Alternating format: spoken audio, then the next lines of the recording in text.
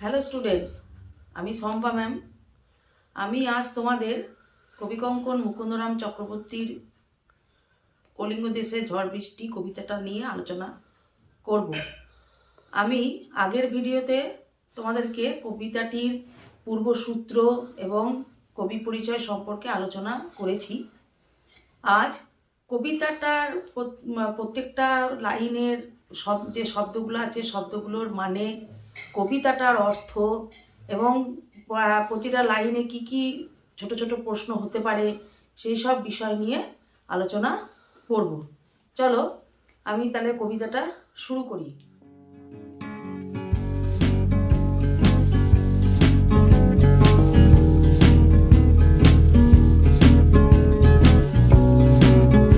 কবিতার শুরুতেই বলেছে, মেঘে কইল অন্ধকার, মেঘে কইল অন্ধকার, দেখিতে না পাই কেহ অঙ্গ আপনার। দেখো এখানে কবি লাইন দুটোর অর্থ হচ্ছে যে কলিঙ্গ দেশে ঝড় বৃষ্টি শুরু হবার আগেই আকাশে মেঘরাশি পুঞ্জীভূত হতে থাকে। দেবী চণ্ডীর আদেশে দেবরাজ ইন্দ্র মেঘকে আদেশ করলেন কলিঙ্গ দেশে গিয়ে ঝড় বৃষ্টির মাধ্যমে ভয়ঙ্কর প্রলয়কাণ্ড ঘটানোর জন্য। এবার কলিঙ্গ দেশে আকাশে ভয়াবহ মেঘের ছায়া দেখা যায়। মেঘের ঘনঘটায় চারিদিক অন্ধকারাচ্ছন্ন। অন্ধকারের গাঢ়তা কলিঙ্গবাসীর চোখে আলো কেড়ে নিয়েছে।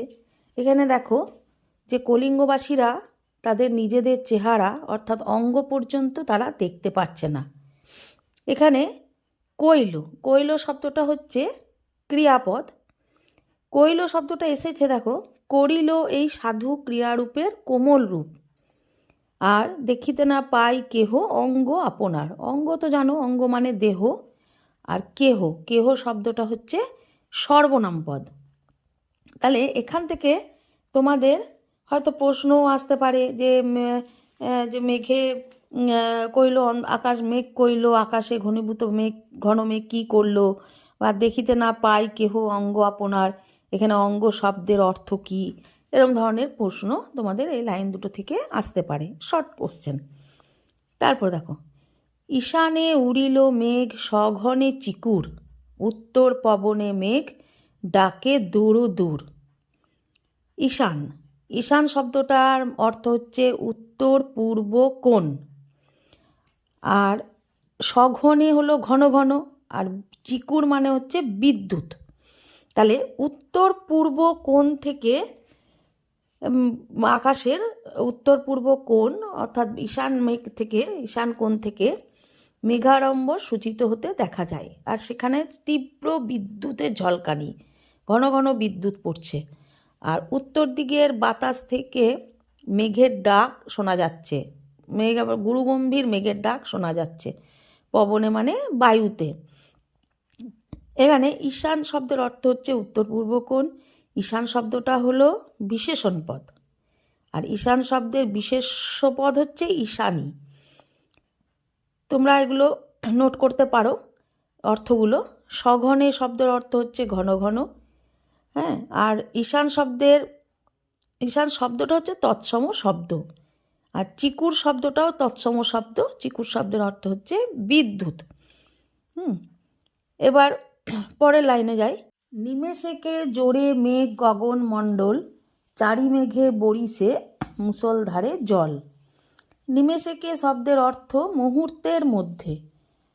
মেঘ গগন মণ্ডল, গগন মণ্ডল মানে আকাশ লোক, আর জোরে মানে ছড়িয়ে পড়ে, মানে মুহূর্তের মধ্যে যেন কালো কালো মেঘ সমগ্র আকাশকে একদম দখল করে নিয়েছে, ছড়িয়ে পড়েছে। আর চারি মেঘে বরিশে মুষলধারে জল। বরিশে মানে বর্ষণ ঝরছে, আর মুষলধারে মানে তীব্র ধারায়। চার মেঘ থেকে তীব্র ধারায় মুষলধারে বৃষ্টি পড়ছে, জল পড়ছে। এখানে তোমাদের চারি মেঘটা কি একটু আমি তোমাদের বলে দিই। চার মেঘ হচ্ছে চার প্রকার মেঘ। এই চার প্রকার মেঘ থেকে প্রবল ধারায় বর্ষণ হয়। এই চার প্রকার মেঘের নাম হচ্ছে সম্বর্ত, আবর্ত, পুষ্কর আর দ্রোণ। এই চার প্রকার মেঘ থেকে তোমার জল ছেটায় দিঘহস্তি। সেই দীঘহস্তি সেই দীঘহস্তিটা হচ্ছে অষ্টরাজ। সে অষ্টরাজের কথাও আমি তোমাদের পরবর্তী লাইনে বলছি। এর পরের লাইন দেখো, কলিঙ্গে উড়ায়া মেঘ ডাকে উচ্চনাদ। উচ্চনাদ মানে হচ্ছে জোরে আওয়াজ। আর কলিঙ্গ দেশে মানে সারা কলিঙ্গ দেশ সুতীব্র একদম মেঘগর্জনে কেঁপে কেঁপে উঠছে। প্রলয় গনিয়া প্রজা ভাবয়ে বিষাদ। প্রলয় মানে হচ্ছে ধ্বংস। এই ধ্বংস মানে প্রজারা ভাবছে যে এত জোরে যদি মেঘ ডাকে, এত প্রবল ধারায় যদি বর্ষণ হয়, তাহলে তো সব ধ্বংস হয়ে যাবে। এই কথা ভেবে প্রজারা দুঃখ পাচ্ছে, মানে বিষাদক্লিষ্ট হয়ে পড়ছে। সেই সময় দেখো, হুড়ু হুড়ু দুরু দুরু বহে ঘন ঝড়। মানে হুড় হুড় দূর দূর শব্দ করে ঝড় বইছে, চারিদিকে একদম ঝড়ের আওয়াজ শোনা যাচ্ছে। সেই সময় প্রজারা কি করছে, বিপদ বুঝে, মানে প্রজারা ভাবছে নিশ্চয়ই আমরা বিপদে পড়ব বা আমরা ধ্বংসলীলা শুরু হয়ে গেছে, এই ভেবে কলিঙ্গ প্রজারা বিপাকে পড়ে যাচ্ছে। বিপদ বুঝে প্রজারা তখন গৃহত্যাগ করে দৌড়াদৌড়ি শুরু করে দিচ্ছে। দেখো, বিপাকে ভবন ছাড়ি প্রজা দিল রড়। বিপাকে মানে বিপদ বুঝে, ভবন মানে হচ্ছে বাড়ি, ছেড়ে প্রজারা দ্রুত গতিতে পালিয়ে যাচ্ছে, যাতে দৌড়াদৌড়ি শুরু করে দিল, মানে নিজেকে বাঁচানোর চেষ্টা করছে। এখান থেকে তোমাদের প্রশ্ন আসতে পারে, প্রলয় গনিয়া প্রজা ভাবয়ে বিষাদ, প্রজারা বিষণ্ণ কেন? হ্যাঁ, বা তোমাদের হয়তো আসলো বিপাকে ভবন ছাড়ি প্রজা দিল রড়। এখানে রড় শব্দের অর্থ কী? বা কলিঙ্গের প্রজারা ভবন ছেড়ে পালাচ্ছে কেন? এই ধরনের প্রশ্ন হতে পারে। এবার দেখো আছে, ধুলে আচ্ছাদিত হইল যে ছিল হরিত। হরিত শব্দের অর্থ হচ্ছে সবুজ, আর আচ্ছাদিত মানে হলো ঢাকা। মানে যা কিছু সবুজ ছিল, যেমন জমি, শস্য, এইসব সব কিছু এই যে ঝড়ের ধুলোতে ঢেকে গেল। আর উল্টাইয়া পড়ে শস্য প্রজা চমকিত। এবং ঝড়ের তাণ্ডবে, এত জোরে ঝড় হচ্ছে, সেই ঝড়ের তাণ্ডবে সমস্ত শস্য উল্টিয়ে পড়ে আছে, মাটিতে শুয়ে পড়েছে। সেই সব দেখে প্রজারা খুব ভয় পেয়ে গেছে, চমকে চমকে উঠছে যে তাহলে তাদের সামনে একটা বড় বিপদ ঘনিয়ে আসছে। তারপর দেখো, চারি মেঘে জল দেয় অষ্ট গজরাজ, সঘনে চিকুর পরে বেঙ্গ তর্কাবাজ। চারি মেঘে জল দেয়, আমি তোমাদের আগে বললাম চারি মেঘ নাম বলেছি তোমাদের, চারটে মেঘ। এই চারটে মেঘের সহায়তায় অষ্ট গজরাজ প্রবল বৃষ্টিপাত ঘটিয়েছিল। এখানে পুরাণ মতে এই যে অষ্ট গজরাজ হলো ঐরাবত, পুণ্ডরিক, বামন, কুমুদ, অঞ্জন, পুষ্পদন্ত, সার্বভৌম ও সুপ্রতীক। এই যে অষ্ট গজরাজ, এরা চারটে মেঘের সহায়তায় প্রবল ধারায় বর্ষণ করছে। সঘনে চিকুর পরে বেঙ্গ তর্কাবাজ। সঘনে মানে ঘন ঘন ঘন ঘন বিদ্যুৎ পড়ছে। বেঙ্গ তর্কাবাজ, বেঙ্গ তর্কা কথার অর্থ হচ্ছে ব্যাঙের মতো তড়াক করে লাফ দেওয়া। ব্যাঙরা যেমন দেখবে তড়াক তড়াক করে লাফিয়ে লাফিয়ে চলে, সেরকম ব্যাঙের মতো তড়াক তড়াক করে বাজ পড়ছে। এই ধর প্রশ্ন দিল হয়তো যে সঘনে চিকুর পরে বেঙ্গ তর্কাবাজ, তাৎপর্য লেখো, বা বেঙ্গ শব্দের অর্থ কী। এই ধরনের প্রশ্ন এখান থেকে তোমাদের আসতে পারে। পরের লাইন, করি কর সমান বরিশে জলধারা।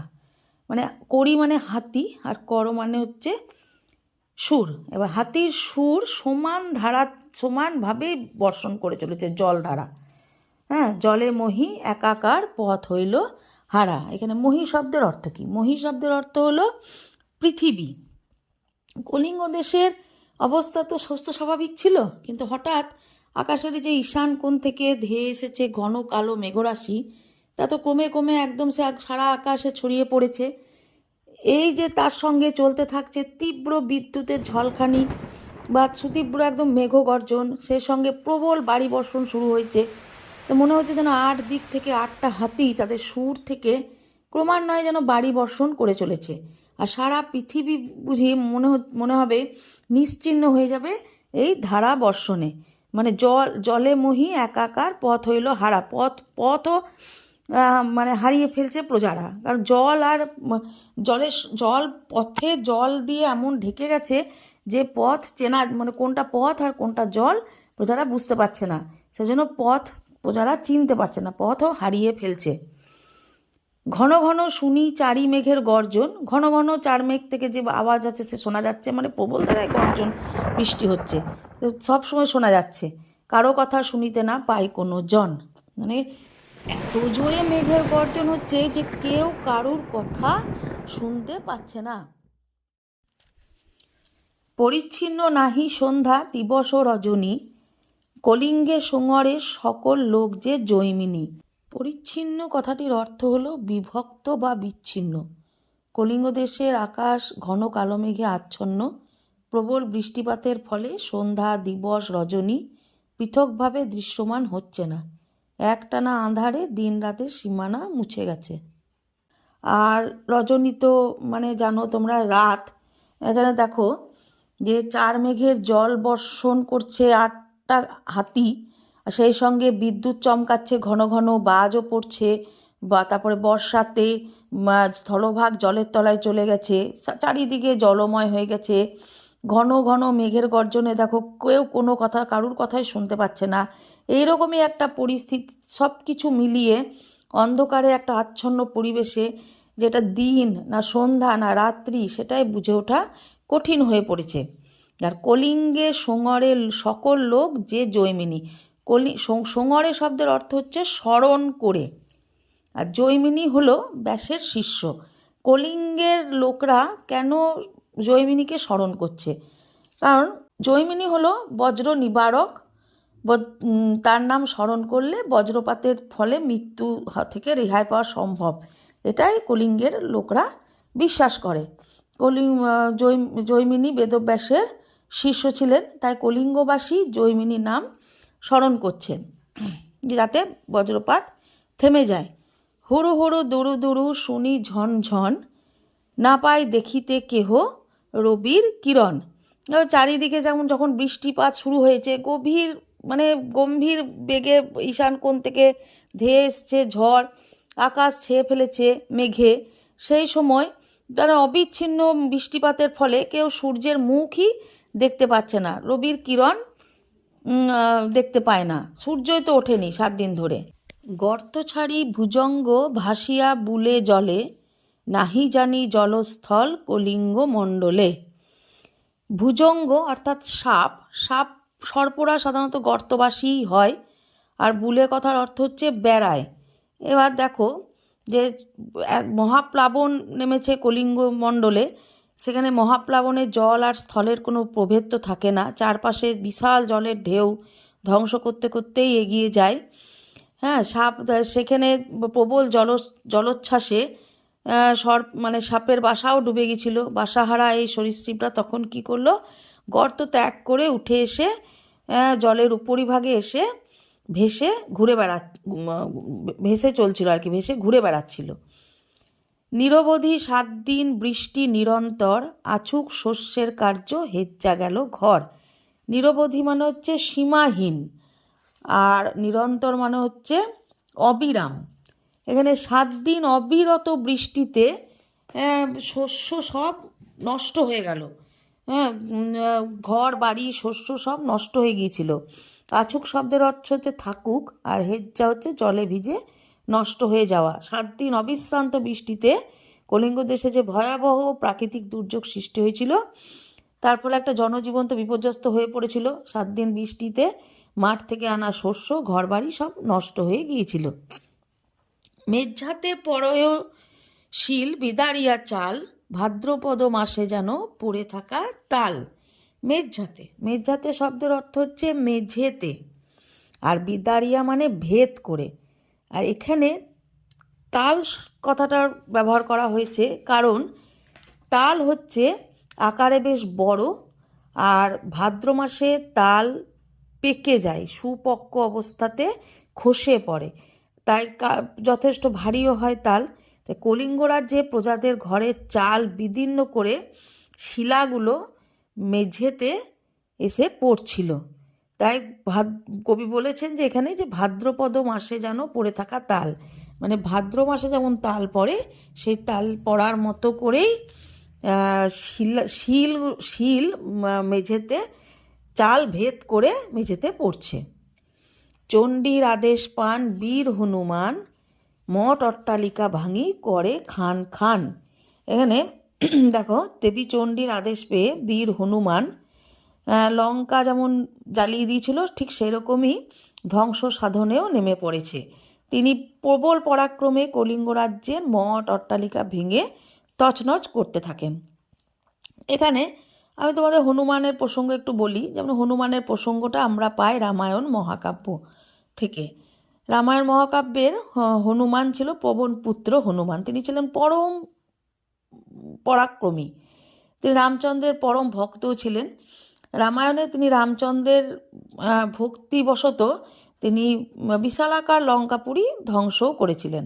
এই পবনপুত্র হনুমানের আমরা অলৌকিক শক্তি বলে ঝড়ের ভয়াবহতা সৃষ্টি করার ক্ষমতাও ছিল। এখানে তোমার চণ্ডীমঙ্গল কাব্যে দেবীর চণ্ডী মাহাত্ম্য প্রচার করার উদ্দেশ্যে কবিতায় হনুমানের দৈব শক্তির অলৌকিক ক্ষমতার কথাটা বলা হয়েছে। কারণ দেবী চণ্ডীর আদেশে আর পরাক্রমী শক্তির সাহায্যে মঠ অট্টালিকা সব ভেঙে ফেলেছিল। সবই তিনি চণ্ডীর ইচ্ছানুসারেই হয়েছিল সবই। চারিদিকে বহে ঢেউ পর্বত বিশাল, উঠে পড়ে ঘরগুলা করে দলমল। এবার চারিদিকে বহে ঢেউ পর্বত বিশাল, উঠে পড়ে ঘরগুলা করে দলমল। চণ্ডীর আদেশে ধায় নদ নদীগণ, অম্বিকা মঙ্গল গান শ্রীকবি কঙ্কন। দেবীর নির্দেশে নদ নদীরা বর্ষার জলধারায় ফুলে ফেঁপে উঠল। তারা তখন কি করলো? প্রচণ্ড আক্রোশে কলিঙ্গের উপর ঝাঁপিয়ে পড়ল। এই কলিঙ্গ দেশকে একদম প্লাবিত করে দিল। প্রবল প্লাবনে সে দেশে তখন বন্যা দেখা গেল। আর পর্বত সমান ঢেউগুলো আছড়ে পড়ল কলিঙ্গ দেশের উপর। যে ঢেউয়ের আঘাতে ঘরবাড়ি সব ভেঙে পড়ল। এই যে চারিদিকে বহে ঢেউ পর্বত বিশাল, উঠে পড়ে ঘরগুলো করে দলমল। দলমলক শব্দের অর্থ হচ্ছে টলমল করা। তখন গৃহহীন হয়ে পড়ল মানুষ, জলমগ্ন হয়ে পড়ল গোটা কলিঙ্গ দেশ। তখন কি করলো? নিরাশ্রয় কলিঙ্গবাসীরা আতঙ্কিত হয়ে কলিঙ্গ দেশ ছাড়তে বাধ্য হলো। এবার শেষ লাইনে যে দিয়েছে অম্বিকা মঙ্গল গান শ্রীকবি কঙ্কন। এখানে মুকুন্দ চক্রবর্তীর কাব্যের নাম হচ্ছে অভয়া মঙ্গলে। অভয়া বা অম্বিকা হচ্ছে দেবী চণ্ডীর আর এক নাম। আর আলোচ্য কাব্যে দেবী চণ্ডীর মাহাত্ম্য গাথাই রচিত হয়েছে। তাই কবিতা মুকুন্দরাম চক্রবর্তী তার কাহিনী কাব্যে অম্বিকার বা চণ্ডীর গান গেয়েছেন। তাই কবিতার ভণিতাংশেই তিনি এই কথা বলেছেন যে অম্বিকা মঙ্গল গান শ্রী কবি কঙ্কন। কবি এখানে নিজের নামের পরিবর্তে প্রাপ্ত উপাধিটি ব্যবহার করেছেন। আশা করছি আজকের আলোচনা তোমাদের ভালো লেগে থাকবে। যদি তোমাদের আলোচনা ভালো লেগে থাকে তাহলে তোমরা আমার চ্যানেলটাকে সাবস্ক্রাইব করতে পারো এবং লাইকও করতে পারো। আমি আজকের মতো ভিডিওটা এখানেই শেষ করছি। পরের ভিডিওতে তোমাদের সঙ্গে আবার আমার দেখা হবে। তোমরা ভালো থেকো, সুস্থ থেকো, পড়াশোনার সাথে থাকো।